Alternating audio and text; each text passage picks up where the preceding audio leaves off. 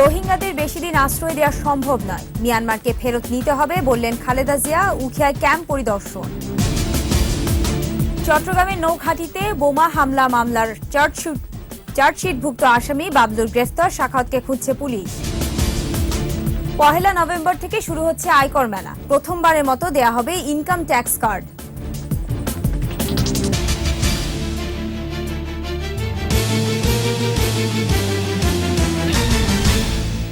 শুনছিলেন first security ইসলামী bank limited সংবাদ শিরোনাম। আমন্ত্রণ জানাচ্ছি 21-এর চট্টগ্রাম সংবাদে, আপনাদের সঙ্গে থাকছি আমি নূরে শারমিন। রোহিঙ্গাদের বেশি দিন বাংলাদেশে আশ্রয় দেওয়া সম্ভব নয় উল্লেখ করে বিএনপি চেয়ারপারসন বেগম খালেদা জিয়া বলেছেন, মিয়ানমারকে শিগগিরই ফেরত নিতে হবে। দুপুরে উখিয়ায় রোহিঙ্গা ক্যাম্প পরিদর্শনের সময় তিনি কথা বলেন। খালেদা জিয়া আরও বলেন, রোহিঙ্গা ইস্যুতে সরকার কূটনৈতিকভাবে ব্যর্থ হয়েছে। তাদেরকে মিয়ানমারে ফেরত পাঠাতে আন্তর্জাতিক মহলকে জোরদার উদ্যোগ নেওয়ার আহ্বান জানান খালেদা জিয়া। এর আগে কক্সবাজার সার্কিট হাউস থেকে সকাল 11টার দিকে উখিয়ার পথে রওনা দেন তিনি। যাওয়ার সময় রাস্তার দুই পাশে দাঁড়িয়ে বিএনপি নেতাকর্মীরা স্বাগত জানান দলের প্রধানকে। বেলা 1টার দিকে তিনি উখিয়ার পালংখালীর ময়নার ঘোনা রোহিঙ্গা ক্যাম্পে পৌঁছান। এর আগেই দলের সিনিয়র নেতারা সেখানে যান, পরে ত্রাণ বিতরণ করা হয়। রোহিঙ্গাদের যাতে মর্যাদার সাথে নিরাপদে দেশে ফিরে যেতে পারে এবং তাদের মায়ানমারে ফিরে যেতে পারে, সেই লক্ষ্যে সরকারকে জোর কূটনৈতিক প্রচেষ্টা চালানোর জন্য আহ্বান জানায়।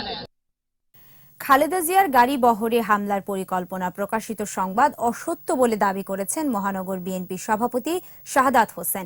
দুপুরে সংবাদ সম্মেলনে তিনি বলেন, তার নির্দেশে গাড়ি বহরে হামলার প্রকাশিত সংবাদটি সম্পূর্ণ ভিত্তিহীন। ওই অনলাইন সংবাদ মাধ্যমের বিরুদ্ধে আইসিটি অ্যাক্টে মামলা করার কথাও জানান তিনি। এছাড়াও অডিও রেকর্ডের ব্যক্তিকে শনাক্ত করে দ্রুত আইনের আওতায় আনার দাবি জানিয়েছেন শাহাদাত হোসেন।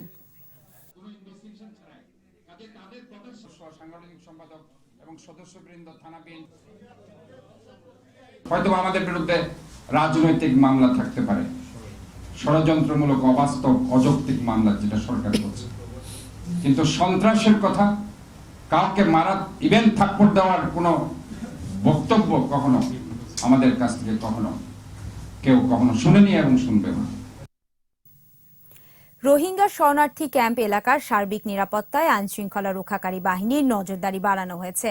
উখিয়া, টেকনাফ ও রামুতে পুলিশের চেকপোস্টগুলোতে তল্লাশি অব্যাহত রয়েছে। ক্যাম্প এলাকা থেকে সরে যাওয়ার চেষ্টার সময় এ পর্যন্ত 30,213 জন রোহিঙ্গাকে আটক করে ক্যাম্পে ফেরত পাঠিয়েছে আইনশৃঙ্খলা রক্ষাকারী বাহিনী। এছাড়া অন্যান্য জেলা থেকে 709 জন রোহিঙ্গাকে উদ্ধার করে ক্যাম্পে ফেরত পাঠানো হয়েছে। বান্দরবানে থাকা 17,000 মিয়ানমার নাগরিকের মধ্যে 7,000 জনকে উখিয়ার বালুখালী ও কুতুপালং ক্যাম্পে স্থানান্তর করা হয়েছে। বাকি আরও 10,000 রোহিঙ্গা স্থানান্তর প্রক্রিয়া চলমান রয়েছে। এদিকে রোহিঙ্গা সংকট নিরসনে আলোচনার জন্য বাংলাদেশ ও মিয়ানমার সফরে আসছে যুক্তরাষ্ট্রের জনসংখ্যা, শরণার্থী অভিবাসন বিষয়ক ব্যুরোর ভারপ্রাপ্ত সহকারী প্রতিমন্ত্রী সিমন হেনসের নেতৃত্বে একটি প্রতিনিধি দল। যুক্তরাষ্ট্রের পররাষ্ট্র দফতর জানায়, চলমান রোহিঙ্গা সংকট মোকাবেলা এবং স্থায়ী সমাধানের উপায় খুঁজতেই দুই দেশ সফর করবে প্রতিনিধি দল।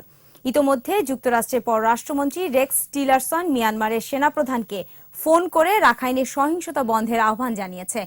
বাংলাদেশে আশ্রয় নেওয়া রোহিঙ্গাদের নিরাপদ প্রত্যাবাসন নিশ্চিতে সহযোগিতা চাওয়ার পর যুক্তরাষ্ট্রের প্রতিনিধি দল এই সফরে আসছে।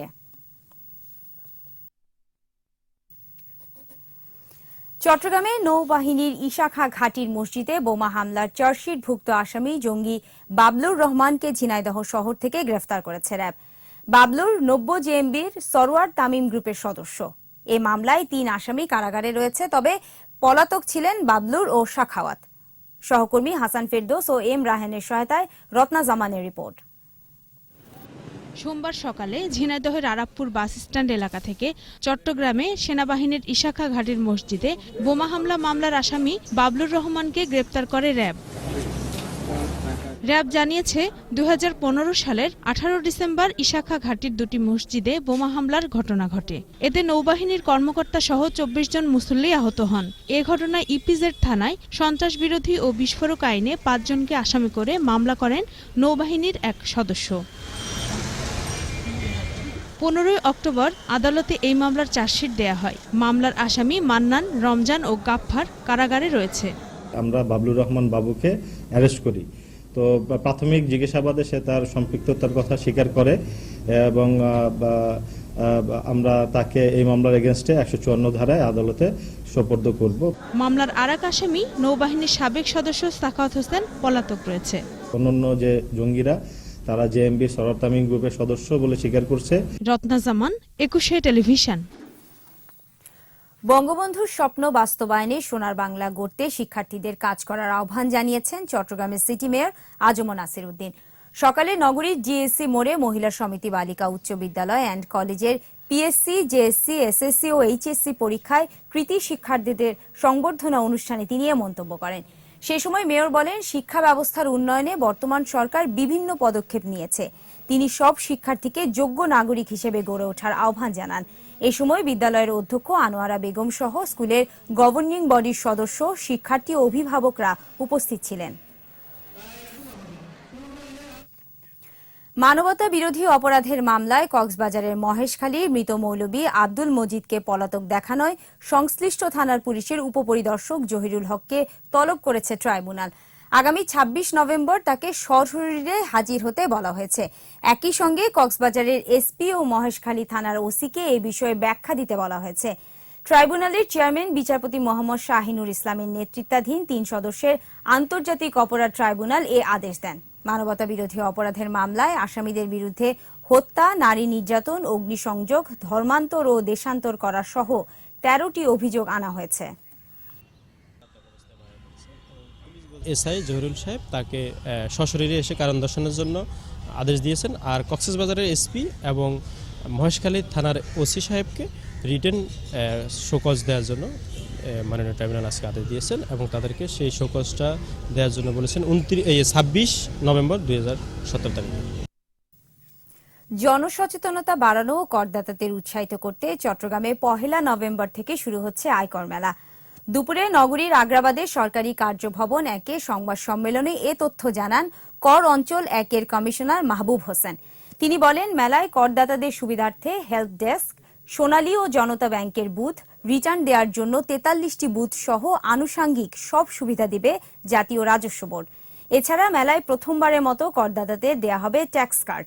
এবছর চট্টগ্রাম শহরে 600 কোটি টাকা রাজস্ব আদায়ের লক্ষ্যমাত্রা নির্ধারণ করেছে রাজস্ব বোর্ড। গত বছর যা ছিল 516 কোটি টাকা। 7 দিন ব্যাপী মেলা চলবে প্রতিদিন সকাল 9টা থেকে বিকেল 5টা পর্যন্ত। স্বাধীনতা শিক্ষক পরিষদ শিপের উদ্যোগে শিক্ষা ব্যবস্থা জাতীয়করণ বিষয়ে এক সেমিনারের আয়োজন করা হয়েছে। চট্টগ্রাম প্রেস ক্লাব মিলনায়তনে এই সেমিনারের আয়োজন করা হয়। এ সময় শিক্ষা ব্যবস্থার উন্নয়নে বর্তমান সরকারের নেয়া বিভিন্ন পদক্ষেপ তুলে ধরেন বক্তারা। তারা বলেন, বঙ্গবন্ধু শেখ মুজিবুর রহমান 1973 সালে দেশের সকল প্রাথমিক বিদ্যালয়কে জাতীয়করণ করেছিলেন।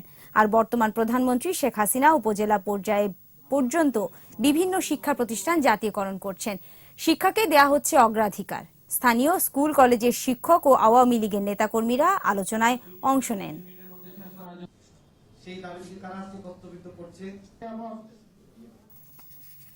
এরই সঙ্গে শেষ করছি 21 চট্টগ্রাম সংবাদ। তবে যাবার আগে ফার্স্ট সিকিউরিটি ইসলামী ব্যাংক লিমিটেড সংবাদ শিরোনামগুলো জানাবো আরো একবার। রোহিঙ্গাদের বেশি দিন আশ্রয় দেওয়া সম্ভব নয়, মিয়ানমারকে ফেরত নিতে হবে বললেন খালেদা জিয়া। উখিয়ায় ক্যাম্প পরিদর্শন। চট্টগ্রামের নৌঘাটিতে বোমা হামলা মামলার চার্জশিটভুক্ত আসামি বাবলুর গ্রেফতার, সাখাওয়াতকে খুঁজছে পুলিশ। 1 নভেম্বর থেকে শুরু হচ্ছে আয়কর মেলা, প্রথমবারের মতো দেয়া হবে ইনকাম ট্যাক্স কার্ড। সর্বশেষ খবর জানতে ডায়াল করুন 2021 নম্বরে আর ভিজিট করুন 21-tv.com এই ওয়েবসাইটে। এছাড়া ফেসবুকেও লগ ইন করতে পারেন facebook.com/2124 অনলাইনে। পরের সংবাদ সন্ধ্যা 7টায় দেখার আমন্ত্রণ রইল। 21-এর সঙ্গেই থাকুন।